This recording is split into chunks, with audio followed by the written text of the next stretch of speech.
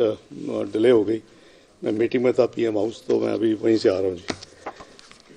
आपको इसलिए थोड़ी सी तकलीफ दी है कि कल से मीडिया में और सोशल मीडिया में बहुत ज़्यादा डिबेट हो रही थी, जो कुछ मामला चल रहे हैं। तो मैंने कहा कि आपसे ज़रा हार्ड टॉक में आप बिलीव करते तो फेस टू फेस बात कर लेते हैं और कुछ आपको आपके ज़रिए इमरान न्याजी साहब को कोई शीशा दिखाते हैं और कुछ फिर तफसील के साथ कोई गुफ्तगू कर लेते हैं थोड़ी सी, ताकि ये जो एम्बिगुटी है, क्योंकि मुझे कई दोस्तों ने, कई चैनल्स ने मुझे इनवाइट किया कि जी आप आएँ और बात करें, तो मेरा ख्याल है कि वो इंडिविजुअल तो सारे चैनल भुगता ही नहीं जा सकते। माशाल्लाह ऑलमोस्ट 50 हो गए हैं, तो एक कंबाइन बात हो जाए तो सारा मामला हल हो जाएगा। देखिए, ये किसी से ये ढकी छुपी बात नहीं है कि ये हुकूमत जो इस वक्त बैठी हुई है, इसने एक असूली फैसला किया था उस वक्त की अपोजिशन ने पिछले साल अप्रैल में कि जी हमने रियासत को बचाना या सियासत को बचाना। ये कोई मुश्किल नहीं था इसको असेस करना कि जी होना क्या है। जो तबाही हो चुकी थी, मैं उसको कहा करता था आर्टिकल लिखे कि मैन मेड डिज़ास्टर, तो इमरान न्याजी साहब की हुकूमत ने बेड़ा गर्क कर दिया था। ये तो वर्चुअली शायद एजेंडा इंटेंशनल या अनइंटेंशनल यही शायद लगता था कि पाकिस्तान ये डुबो देगा पाकिस्तान को, उस दहाने पे तो तबाही करके पहुंच चुके थे हम। तो एक फ़ैसला किया, मैं तो उस वक्त यहाँ नहीं था, और मैं समझता हूँ कि वो फ़ैसला काबिल इस्ताइश है कि जी अपनी सियासत के ऊपर रियासत को तरजीह दी। रियासत है, मुल्क है, तो सियासत भी होती रहेगी। खुदा न खास्ता जो नुकसानात होंगे वो पूरे भी हो जाएंगे। अल्लाह ने अगर मौका दिया, क्योंकि कोई किसी की परमानेंट कोई मिरास नहीं है कि किसने हुकूमत में होना है या किसने अपोजिशन में होना है, लेकिन अल्लाह के भरोसे पे जो फैसला किया, मैं समझता हूँ बिल्कुल सही फैसला था। और पाकिस्तान जिस दहाने पे पहुंचा तो वरना तो बहुत आसान था, और बहुत लोगों ने कहा कि जी ये आप अपोजिशन ने बड़ी बेवकूफ़ी की है, 2-4 महीने और होते तो इसने खुद ही अपने तबाही में गिर जाना था, लेकिन उसके साथ पाकिस्तान ने भी गिर जाना था। और अभी हैरानगी होती है कि जब खान साहब ऑफ एंड ऑन इस तरह की बातें करते हैं, तो मुझे समझ नहीं आती कि क्या सिर्फ उनकी टांग में प्रॉब्लम है या ब्रेन में प्रॉब्लम भी है। तो आप ऐसी बातें करते हैं और अपना माजी तो देखें, अपना रिकॉर्ड देखें। आपके सामने है कि इन्होंने डिफ़ॉल्ट की रट लगाई हुई है। इनके मिनिस्टर्स ने, उन्होंने बाकायदा फ़ोन किया अपने प्रोविंशियल मिनिस्टर्स को, दोनों सूबाई असम्बलियों के ख़त्म होने से पहले, फाइनेंस मिनिस्टर को, कि जी आप ये काम ना करें, मतलब IMF को आप मसले को हल ना होने दें। ये भी ढकी छुपी बात नहीं, आपके मीडिया ने सारा पब्लिक किया। तो ये सारी चीज़ें जो है ना जी, इसको ये बड़ी, मैं समझता हूँ कि सेल्फिश है उनका जो एटीट्यूड है कि आप अपने मुल्क का ख्याल करें। आप अपने बजाय ये कि अपोजिशन दुनिया में जहाँ नेशनल इश्यूज आती हैं वहाँ बिल्कुल मिल के चलती है और उसका यानी प्रोटेक्ट करने के लिए हर मुमकिन कोशिश होती है। लेकिन हमारा एक अजीब ही रवैया है कि ये उन्होंने तो यहाँ तक कह दिया कि जी अगर मुझे निकालना था या मैंने नहीं रहना तो फिर पाकिस्तान पे एटम बम गिरा देती हो। मैं तो नहीं कहा, ये उन्होंने कहा, मैंने तो नहीं फ़ोन किए या करवाए, उनके अपने फाइनेंस मिनिस्टर ने पोटेंशियल फाइनेंस मिनिस्टर को फ़ोन किए। मतलब हमारे पास वो सारे का सारा जो है वो एक रिकॉर्ड मौजूद है, जो कुछ इन्होंने जिस तरह का किया। लेकिन अब ये कहना कि हर वक्त जी डिफ़ॉल्ट हो चुका है, डिफ़ॉल्ट होगा, अल्लाह के फल से ना डिफ़ॉल्ट हुआ है ना डिफ़ॉल्ट होगा। हाँ, हम प्रिकेरियस पोजीशन में थे और उसमें से हम गुजर रहे हैं। $2.8 बिलियन तक हम स्टेट बैंक में चले गए, लेकिन जो नेशनल रिजर्व थे वो फिर भी 9 बिलियन के करीब, 5.5 बिलियन के करीब आपके जो हैं वो कमर्शियल बैंकों के पास थे। उसको बजाय ये कि हम मिल बैठ कर सोचे कि हमने पाकिस्तान को कैसे स्टीयर थ्रू करना है, वो उनकी सिर्फ ये है कि जी मैंने कैसे क्रिटिसाइज़ करना है और मैंने कैसी अपॉर्चुनिटी और घटिया सियासत करके मैंने पाकिस्तान को नुकसान पहुंचाना है। ये चीज़ें सारी दुनिया में देखी जा रही होती हैं और ये चीज़ें नोट होती हैं और लोग उसको बाकायदा सिर्फ नोट नहीं करते बल्कि उसका असर भी होता है, मार्केट्स पे भी होता है, फाइनेंशियल पे भी, स्टॉक मार्केट्स पे भी, और हम देख रहे हैं उसकी जो आउटकम है। तो मैं समझता हूँ कि मैं ज़रा आपके साथ थोड़े से दोबारा ज़रा रिव्यू कर लूँ कुछ नंबर्स, ताकि आपको भी थोड़ा सा रिफ़्रेश हो जाएंगे आप भी, और ज़रा इनकी परफॉर्मेंस भी सामने आ जाएगी कि जी सबसे पहले ये देख लेते हैं कि उन्होंने किया क्या है पाकिस्तान के लिए 45 महीने में। और फिर मैंने तो नहीं कहा, जो उनके लाने वाले थे उन्होंने कहा कि अगर ये रह जाते तो ये पाकिस्तान खतरे से खाली नहीं था। मैं अल्फाज भी वो नहीं इस्तेमाल कर रहा, ये उन्होंने यहाँ तक कह दिया कि पाकिस्तान तौबा नौज ख़त्म, ये टूट जाता। ये मैं तो नहीं कह रहा, ये वो कह रहे हैं जिन्होंने उनकी हैंड होल्डिंग की, उनको लाए, इलेक्शन को इधर उधर किया, फिर उनको प्रोटेक्ट किया। आपको पाबंदी लगाई 100 दिन नहीं बोलना, 6 महीने नहीं बोलने, साल नहीं बोलना।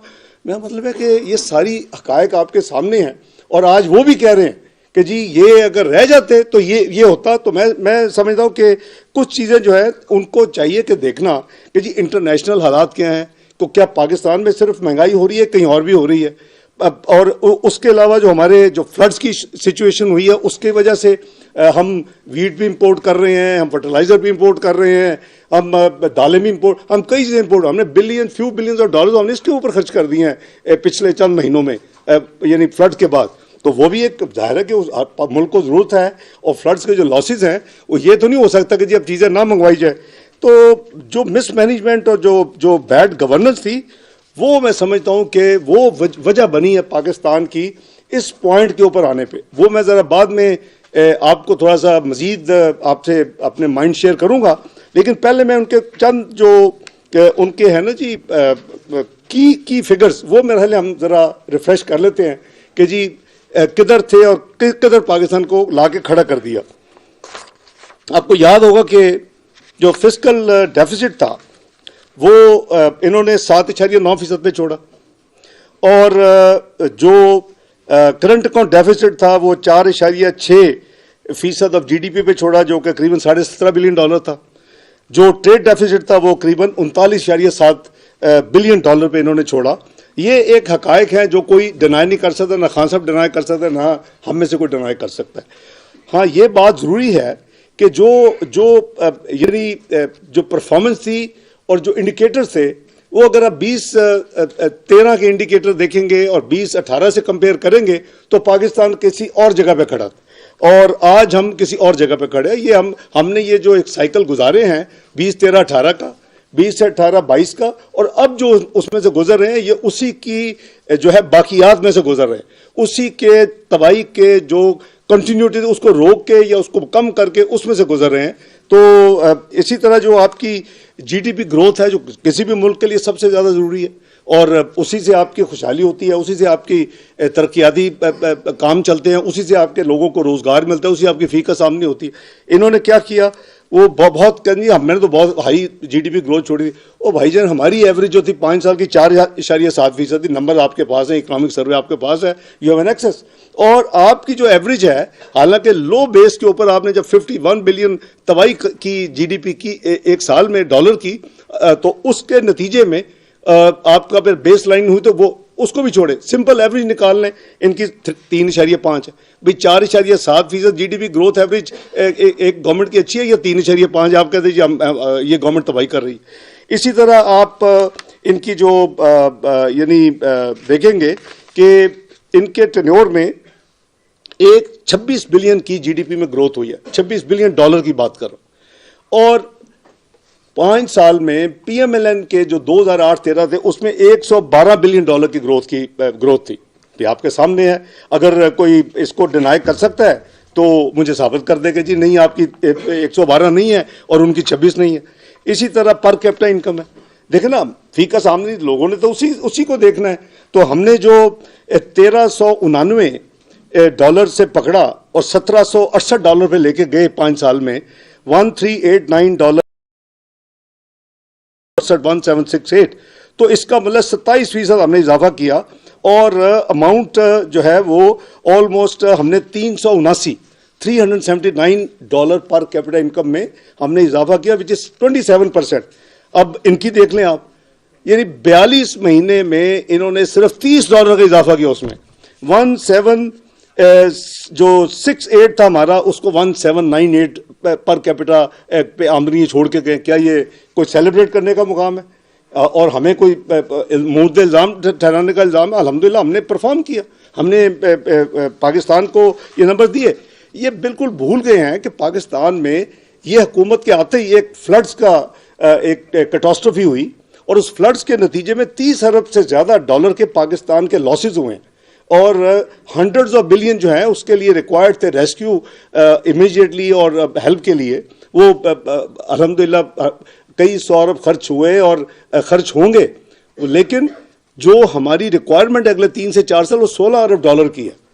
ऑलमोस्ट आप कह लें कि 4000 अरब रुपए की है और 16 अरब डॉलर जो है वो हम बैनुल-अक़वामी यानी ये ऐलान कर चुके हैं जिनेवा कॉन्फ्रेंस में कि आधे हम खुद करेंगे और आधे जो है वो हमें यानी सपोर्ट मिले, चाहे वो लोन्स हो, ज़ाहिर है मोस्टली तो प्रोजेक्ट लोन्स ही डिक्लेयर हुए हैं जो सपोर्ट मिली है। तो लेकिन अल्लाह का शुक्र है कि 8 बिलियन की जो रिक्वायरमेंट थी उससे कहीं ज़्यादा जिनेवा में प्लेजेस मिले और वो इंशाअल्लाह। लेकिन मैं जो जिस रेफरेंस से बात कर रहा हूँ कि पाकिस्तान इस कैटास्ट्रॉफी से गुजरा है। 2 मिनट अजान।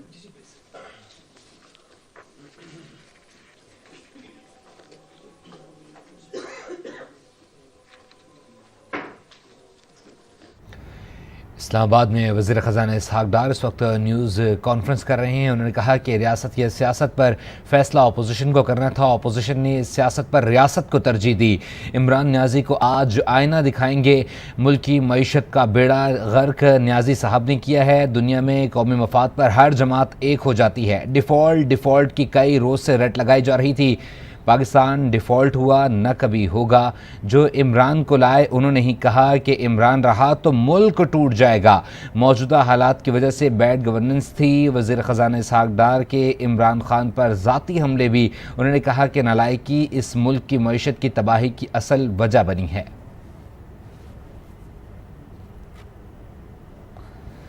वज़ीर ख़ज़ाना इसहाक़ डार इस वक्त इस्लामाबाद में न्यूज़ कॉन्फ्रेंस कर रही हैं। उन्होंने कहा कि अपोजिशन ने फ़ैसला किया है कि सियासत पर रियासत को तरजीह दी जाए। इमरान न्याजी को आज आईना दिखाऊंगा, मुल्क की मईशत का बेड़ा गर्क इमरान न्याजी साहब ने किया। दुनिया में कौमी मफाद पर हर जमात एक हो जाती है, ऐसा कहना है इसहाक़ डार का। इस्लामाबाद में वो अहम प्रेस कॉन्फ्रेंस कर रही हैं। उन्होंने कहा कि डिफ़ॉल्ट की कई रोज़ से रेट लगाई जा रही है। पाकिस्तान डिफ़ॉल्ट नहीं हुआ, न कभी हुआ है और ना ही होगा। जो इमरान को लाए उन्होंने कहा कि इमरान रहा तो मुल्क टूट जाएगा। मौजूदा हालात की वजह से बैड गवर्नेंस थी। वज़ीर ख़ज़ाना इसहाक़ डार के इमरान खान पर ज़ाती हमले भी रहे हैं। इस दौरान उन्होंने कहा कि नालायकी इस मुल्क की मईशत की तबाही की वजह बनी है। इस्लामाबाद में वज़ीर ख़ज़ाना इसहाक़ डार अहम न्यूज़ कॉन्फ्रेंस कर रहे हैं और उन्होंने अदाद-ओ-शुमार भी पेश किए। है आपके सामने नंबर्स हैं कि जी जो FAO का जो इंटरनेशनल एक अदारा है फूड एंड एग्रीकल्चर ऑर्गेनाइजेशन, वो उसके अपना है कि जी पिछले साल करीबन 14.3% जो फूड की जो मेन कमोडिटीज़ है उसमें 2021 और 2022 के दरमियान जो इंक्रीज़ आई है, तो पाकिस्तान के ऊपर तो उसका इफ़ेक्ट हुआ ही है। यानी आपका फ्लड्स की वजह से, जैसे मैंने अर्ज़ किया कि आपकी काफ़ी यानी फसलें तबाह हो गई। हमें अपना जो चीज़ें हम नॉर्मली नहीं मनाने की ज़रूरत होनी चाहिए, उसमें गंदम है, उसमें हमारे कुछ यानी और चीज़ें पल्सेस हैं उसमें, तो ये चीज़ें वो हैं जिसकी वजह से हमें ऑब्वियसली फॉरेन एक्सचेंज खर्च करनी चाहिए, तो की है। लेकिन वो जो ये फरमाते हैं कि जी गरीब आदमी की कमर टूट गई, तो वो बिल्कुल इस जो हमारी इन्फ्लेशन है वो इस वक्त 26% करीबन जुलाई से फरवरी का जो नंबर है वो 26.2% है। यहाँ आई एम श्योर सब लोग अप टू डेट हैं। एवरेज जुलाई से फरवरी की बात कर रहा हूँ अब सनाउल्लाह साहब। तो आपकी जो कोर इन्फ्लेशन है, दुनिया में कोर इन्फ्लेशन मैटर्स, बाकी तो इम्पोर्टेड है, तो जो कोर इन्फ्लेशन है आपकी और उसका जो आपका जो रेट है वो एवरेज 19% है, यानी बिटवीन अर्बन एंड रूरल उसकी 19% के करीब है। तो मेरा मतलब है कि ग्लोबल मैंने आपको नंबर FAO को दे दिया है, तो क्या पाकिस्तान उसको अवॉइड कर सकता है? और ख़ासकर फ्लड्स के बाद जो तबाही हुई है तो आप अवॉइड ही नहीं कर सकते थे। हाँ, जो कम तरीन लोग हैं, मैं तो लफ्ज़ गरीब का भी यूज़ नहीं करता, जो हमारे बिस्प के बेनिफिशरीज हैं, उनके लिए हमने अभी जब IMF के साथ नेगोशिएट किया, टैक्सेस लगाने की बात हो रही थी, वो उसकी अलग कहानी है, और उसके लिए हमने 40 अरब उनसे मनवाया और उनको 25% हमने एग्री किया कि उनका जो स्टाइपेंड है वो 1 जनवरी से 25% इजाफा किया जाए, और 360 अरब इस साल में एलोकेटेड थे। इन मुश्किल तरीन हालात में भी उनका ख्याल रखा गया और हमने उसको 400 अरब किया और उनकी कॉन्सेप्ट हमने ली उनके जाने से पहले। पार्ट ऑफ दी ये इस रिव्यू का हिस्सा है 9वें का, और उनको जितने बेनिफिशरी हैं उनको 25% 1 जनवरी 2023 से ये इंक्रीमेंट उनको मिलेगी और मिल रही है। इसी तरह आपका किसान पैकेज आपको मैं शेयर कर चुका हूँ कि 2000 अरब से ज़्यादा वो था। वो जाहिर है कि फार्मर जो है वो भी उनकी हैंड होल्डिंग और सारा आपने देखा कि 400 अरब के तो उसमें क्रेडिट लाइन बढ़ाई गई, कई उसमें फैसिलिटीज़ दी गई। 1819 अरब तो क्रेडिट लाइन थी, पर यूनिट जो है उनका PAU जिसके ऊपर लोन्स होते हैं उसको इंक्रीज़ किया गया, 10,000 किया था 4,000 से हमने। तो ये सारी चीज़ें किस लिए की गई कि भी जो कुछ हो सकता है हुकूमत को चाहिए कि जी जो कम आमदनी वाले लोग हैं, जो हमारे किसान मजदूर ये बहन भाई उनकी हम मदद करें, वो हम कोशिश कर रहे हैं। ज़ाहिर है कि एक प्रोग्राम में भी हैं, एक कंस्ट्रेंट भी है, फिजिकल हालात भी इतने कंफर्टेबल नहीं है, लेकिन उसके बावजूद ये सारी चीज़ें की जा रही हैं। इसी तरह जो हमारी जो कंपैरिजन जब मैं करता हूँ तो हमारा जो टेन्योर का जो CPI जो थी मैक्सिमम वो 8.6% थी, और आपको याद होगा कि मिनिमम 2.9% थी। अभी इनका टेन्योर देख लें तो इनकी मिनिमम 6.8 थी और इनकी मैक्सिमम 12.2 थी। अब कोई इंडिकेटर चेक कर लें कि जी जो कंज्यूमर प्राइस इंडेक्स है। इसी तरह आप फूड इन्फ्लेशन देख लें कि हमने 9% के करीब थी जब हम आए 2013 में, उसको हम 2.1% पे लेके गए अल्हम्दुलिल्लाह ग्रेजुअली, और अभी इनकी मिनिमम 4.6 रही है 4 साल में और इनकी मैक्सिमम 13.6% है। तो मतलब कोई इंडिकेटर तो बता दो भाई जो आपने बहुत अच्छा काम किया और ये हुकूमत मुस्लिम लीग नून पहले या अब ठीक काम नहीं कर रही। इसी तरह जो ट्रेड डेफिसिट है वो हमने 30.9 बिलियन डॉलर पे छोड़ा था 2018 का, इन्होंने 39.7 बिलियन डॉलर पे छोड़ा ट्रेड डेफिसिट। आप करंट अकाउंट डेफिसिट देख लें, हमने 19.2 बिलियन में छोड़ा था। ये सबसे ज़्यादा प्रोपेगेंडा था जी, हमने करंट अकाउंट डेफिसिट नीचे लिया, हमने करंट अकाउंट डेफिसिट नीचे लिया, लेकिन उसकी भी तवाई करके गए जाने से पहले 17.4 बिलियन डॉलर पे छोड़ा। जो 19.2 billion dollar current account deficit था तो उसका तो हमारे भी पहले 3 साल 4 बिलियन था, और हम तो जस्टिफाई करते हैं कि भाई हमारा चौथे साल में 12 बिलियन डॉलर क्यों हुआ, हमारा 5वें साल में 19.2 क्यों हुआ। हमने क्या पाकिस्तान में लोड शेडिंग खत्म नहीं करनी थी? हमें अंधेरों 18 घंटे की लोड शेडिंग के साथ मुल्क चलाना था? क्या हमने पाकिस्तान के जो सिक्योरिटी रिक्वायरमेंट्स उसको पूरी नहीं करनी थी? क्या हमने जो हमारी यानी कैपिटल इन्वेस्टमेंट है प्लांट मशीनरी इस तरह का 26% तो प्लांट मशीनरी ज़्यादा आई है उस पीरियड में। तो बात यह जी कि आप कोई भी इंडिकेटर देखेंगे, हाँ इनके नॉन सीरियस एटीट्यूड से ये कभी तो उनको प्रपोजल देते हैं कि चले फलां मुल्क में जाके हम एक ट्रायंगुलर एक इन्वेस्टमेंट कॉन्फ्रेंस करते हैं, फिर आप उसे रिगल आउट कर जाते हैं। कभी आप उनकी गाड़ियाँ चलाते हैं, कभी आप उनको आंखें दिखाते हैं। ये जो एक शिफ्टी करैक्टर जो होता है ना जी, वो हमेशा नुकसान होता है, चाहे वो उनके अपने लिए हो, मुल्क के लिए हो या अपने ख़ानदान के लिए हो। उन्होंने ये करके जो 2.8 बिलियन की FDI हमने छोड़ी थी उसको वो नीचे ला के 1.9 बिलियन डॉलर पे छोड़ के गए। आप एक्सपोर्ट्स देख लें, ठीक है हमारे ज़माने में जो हमारे एक्सपोर्ट्स थे वो स्टैग्नेंट है, हमने करीबन 25 बिलियन पे पकड़ा 25 बिलियन पे छोड़ा। लेकिन आप कुछ चीज़ें मत भूलें कि उस हमारे टेन्योर में जो 5 साल तक कमोडिटी सुपर साइकिल था, आपकी जो वैल्यू उसका जो ओवर इफेक्ट था, हमारा वॉल्यूम ज़्यादा थे लेकिन हमारी अमाउंट जो है मॉनेटरी उसकी वैल्यू कम थी, लेकिन हमने फिर भी करीबन जहाँ पकड़ा 25 बिलियन उधर छोड़ा। तो आपने 1% अगर टर्फ दे के 400 बिलियन रुपीस दिए, चले अच्छी बात है, इंडस्ट्री में ग्रो हुई सारा कुछ, लेकिन वो अगर उसने 4 या 5 बिलियन एक्सपोर्ट इंक्रीज़ किया तो हम उसको एक्नॉलेज करते हैं। तो मैं अर्ज करूँ कि ये जो करंट अकाउंट डेफिसिट जो है ना, देखिए पाकिस्तान के 2 प्रॉब्लम, एक हमारा बजट डेफिसिट का प्रॉब्लम है, एक हमारा करंट अकाउंट डेफिसिट का बात। एक आपका रुपयों के साथ ताल्लुक है, दूसरा आपका जो है वो आपका फॉरेन एक्सचेंज के साथ ताल्लुक है। इसकी ज़रा ज़्यादा बाद में बात करते हैं, लेकिन हमारी जो टीम है जो इस वक्त बैठी है या इस वक्त मौजूद नहीं है, इसने पूरी कोशिश की है कि हम जो कुछ कंटेन कर सके। ज़ाहिर आसानी से तो नहीं होता और कोई switch on switch off button भी नहीं होता। हम कम से कम जो पिछले इसी पीरियड का जो पहले 7 महीने का था जो 11.6 बिलियन डॉलर था उसको हम रिड्यूस करके 3.8 बिलियन डॉलर पे लेके आए। इसका मतलब है 67% इसमें रिडक्शन है। और अगर आप ट्रेड डेफिसिट देखें, वो मैंने जैसे अर्ज किया कि वो भी अब नीचे आके करीबन 21.3 बिलियन डॉलर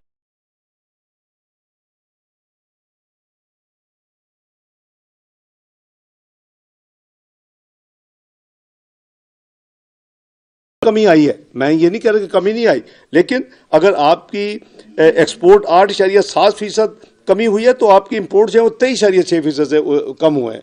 नंबर अगर आपका यानी 20.6 बिलियन की एक्सपोर्ट 18.8 है, एक ग्लोबल एक फिनोमेना है और उसका असर पाकिस्तान पे है। और इसी तरह इंपोर्ट जो है वो हमारा 52.5 बिलियन डॉलर की जो हमारी इंपोर्ट थी पिछले साल, वो अब अल्हम्दुलिल्लाह 40 बिलियन पे है।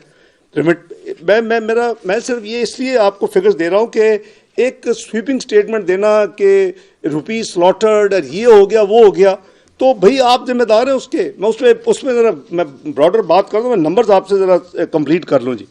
इसी तरह ये जो हमारे फॉरेक्स रिजर्व्स की बात हो रही है कि जो उसमें कमी है, भाई क्यों कमी है कि आपने पहले एक प्रोग्राम किया, उसकी आपने कंडीशंस मानी, कौम को आपने प्लेज कर दिया, आने वाली हुकूमत को प्लेज कर दिया, उसको आपने ना सिर्फ इंप्लीमेंट नहीं किया बल्कि उसको रिवर्स कर दिया, पाकिस्तान की क्रेडिबिलिटी को जीरो कर दिया। कोई पाकिस्तान को एतबार करने के लिए तैयार नहीं है जब तक आप करना दें। जो प्रायर एक्शंस बोर्ड में जाने से पहले होते थे वो प्रायर एक्शन अब स्टाफ लेवल एग्रीमेंट से पहले करने की हमें यानी मजबूरी हो गई। तो ये आपके किए धरे खान साहब, ये इस हुकूमत ने नहीं ये सारी मुश्किलात पाकिस्तान के लिए पैदा की, लेकिन आप कम से कम खामोश तो रहें। आप अपने लूज टॉक का करने और लूज ट्वीट्स करने बंद करें। आप या तो आए, मैं आगे भी कहा था, आए हम ले लें अपने सारे अफलातून, आज हम लाइव मुकाबला कर लें, हम बात कर लेते हैं कि जी आपने क्या किया और हमने क्या किया और हम क्या कर रहे हैं। आप ओ भाई, अगर कोई भी होता हमारी जगह पे, अगर कोई ना आता तो ये तो पता नहीं क्या कुछ हो चुका होता। अल्लाह माफ करे, अल्लाह ना करे कभी हो। और मैंने उनके अपने लाने वाले को कोट किया कि अखबारों में छपा है कि जी अगर ये इंसान रह जाता चंद महीने और तो पाकिस्तान शायद खुदा ना खास्ता, अल्लाह ना करे कभी ऐसा हो कि पता नहीं उसके साथ क्या हो जाता। तो ये मैं तो नहीं कह रहा भाई, आपके अपने वेल विशर जिन्होंने इतनी प्यार मोहब्बत से आपको उठा के गोद में लाए थे, वो आपके मुतल्लक ये परफॉर्मेंस के बारे में कह रहे हैं कि जी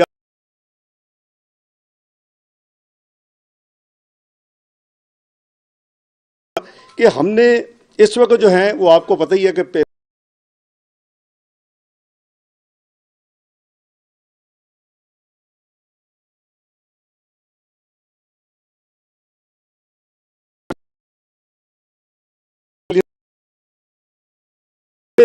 इसमें मज़ीद इंशाल्लाह इजाफा होगा। मैं समझता हूँ कि चाइना ने बहुत दोस्ती का सबूत दिया है। हमने सबसे पहले मैं ये अर्ज़ कर दूँ, हमने पेमेंट्स कितनी की, हमने करीबन इस वक्त जो पेमेंट्स की है फॉरेन एक्सचेंज की इस प्रोसेस में, वो हमारी 6,503 मिलियन यानी 6.5 बिलियन डॉलर हमने पेमेंट्स की हैं रिसेंटली। और ये इसमें से 1 बिलियन अगर आप वो सकूक बॉन्ड जो था उसको निकाल दें, वो 5.5 बिलियन की हमने रीपेमेंट्स की हैं। और नॉर्मली क्या होता है, आपका डेट तो कम नहीं होता एक्सटर्नल, वो हमेशा अगर हो तो बड़ी अच्छी बात। सोना और तेल, तो हमने जो पेमेंट्स की है उसमें 2 बिलियन हमने चाइना के, वर्ल्ड बैंक और आईसीबीसी, और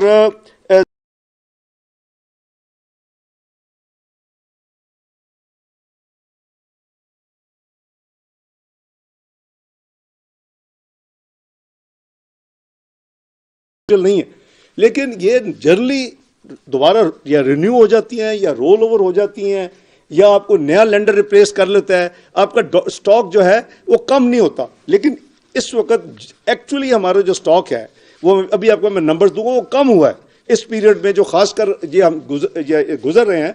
अगर ये पैसे वापस आ जाते तो आपके रिजर्व लेवल मच बेटर होते आज। तो इस हवाले से मैं समझता हूँ कि आईसीबीसी ने भी हमारी तमाम फॉर्मेलिटीज़ पूरी हो चुकी है as of last night. 1.3 billion हमने उनको पिछले चंद महीनों में वापस की है, 500, 300 वो इसको वापस पाकिस्तान को दे रहे हैं। ये फैसिलिटी रिन्यू उन्होंने रोल ओवर कर दी है। ये 500 मिलियन अगले एक अपना वर्किंग डेज में हो सकते हैं, आज ही आ जाए, मंडे आ जाए, Tuesday, but it has been triggered. हमने सारी डॉक्यूमेंट मिनिस्ट्री ऑफ फाइनेंस से पूरी की है और उसके करीबन 10 दिन के अंदर अनदर 500, क्योंकि ये हमने पे भी तीन हिस्सों में किया कि सारी वन तरह आपने एनर्जी सेक्टर में आप तो जो हमने 503 बिलियन का सर्कुलर डेट टेक ओवर किया था 2013 में, हमने जाते हुए उसको 1148 अरब पे छोड़ा। यानी 5 साल में जो इजाफा हुआ एनर्जी सर्कुलर डेट में वो 645 अरब। जो खान साहब की हुकूमत में जो नंबर्स हैं वो भी मैं आपसे शेयर कर लेता हूं।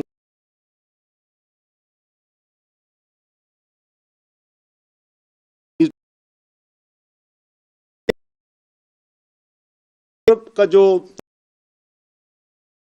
इन्होंने 1319 अरब की डेट इंक्रीज की है पर 4 साल में। एक मिसमैनेजमेंट है। आप गैस देख लें, वहां की जो हालत है, वहां भी डेट है, फ्लो थी कि उसमें हर साल ऐड होता जाना था। वो आपको पता है कि हमने जो रिफॉर्म्स तय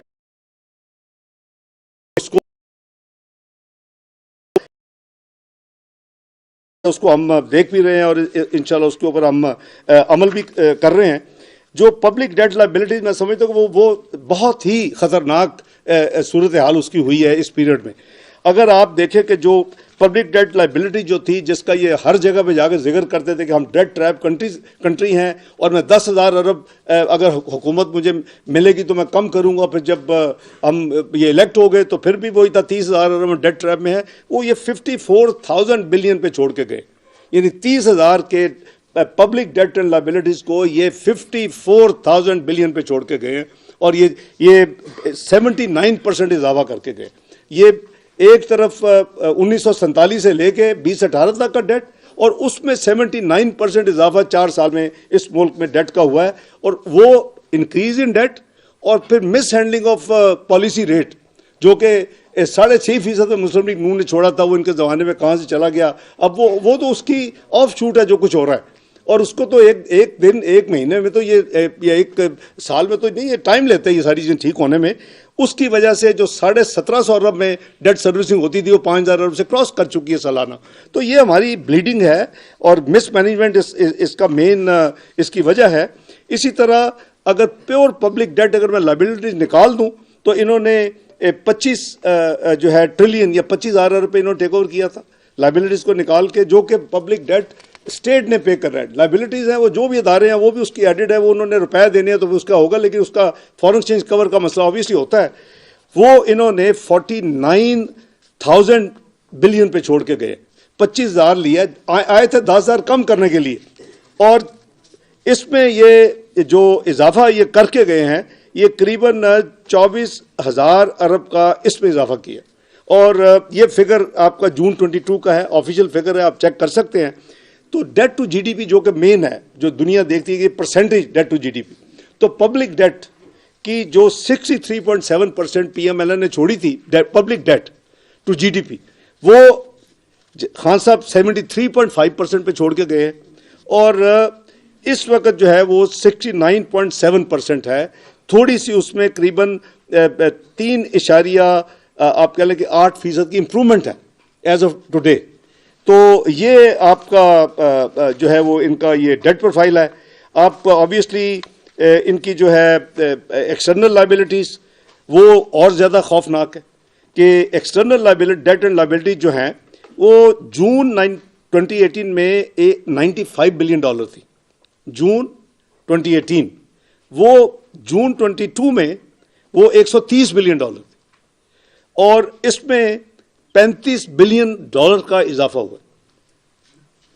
और जो मैंने आपको एक्सप्लेन किया है कि हम जो एक्सटर्नल डेट की पेमेंट्स कर रहे हैं और वापस नहीं आ रही, अभी मसला अगर 1.3 बिलियन आईसीबीसी आएगा तो फिर डेट में वो चला जाएगा, लेकिन एज ऑफ टुडे हमारा 130 बिलियन जो डॉलर है वो 126 बिलियन डॉलर डेट रहेगी ना। ये कभी नहीं हुआ।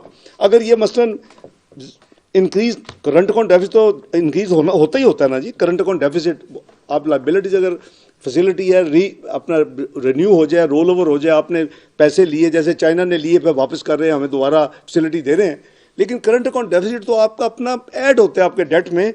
उसके बावजूद हमारा 4 बिलियन जो है वो external debt as of December 2022 उसमें कमी आई है। वो वजह सिर्फ वो है कि वो जो बैंकों के हमने जो पैसे दिए और वापस अभी तक नहीं आए, अगर ये ना होता तो आपके जो रिजर्व्स हैं इस वक्त 7.8% बिलियन पे होते, और आप कमर्शियल बैंक्स डाल लेते तो वो करीबन को 13-13.5 बिलियन डॉलर के करीब होते। तो मैं ये सारी चीज़ें इसलिए कर रहा हूँ कि मैं आपको, मैंने कहा एक तो मैं नंबर्स आपको रिमाइंड करा दूँ, दूसरा मुझे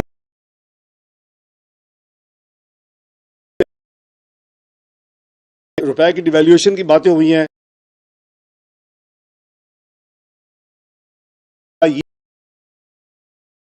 मुल्क में मॉनेटरी पॉलिसी को सेपरेट किया, किसने लॉ में चेंजेस की हैं, किसने इस मुल्क में अदारों में तब्दीलियां करके तो एक नया सिस्टम बनाया। मिनिस्ट्री ऑफ फाइनेंस फिस्कल जो है साइड की रिस्पॉन्सिबल है, और वो अल्लाह के फजल से ये पहली दफ़ा है कि एक सप्लीमेंट्री बजट आया, लेकिन टैक्सेस के जो हदफ है उसकी वजह से नहीं आया, वो एनर्जी डेट की वजह से आया कि एनर्जी डेट का जो फर्क था जो 855 अरब का, उसकी वजह से 170 के टैक्सेस लगे, इसलिए नहीं लगे। कर रहे हैं। उन्होंने कहा कि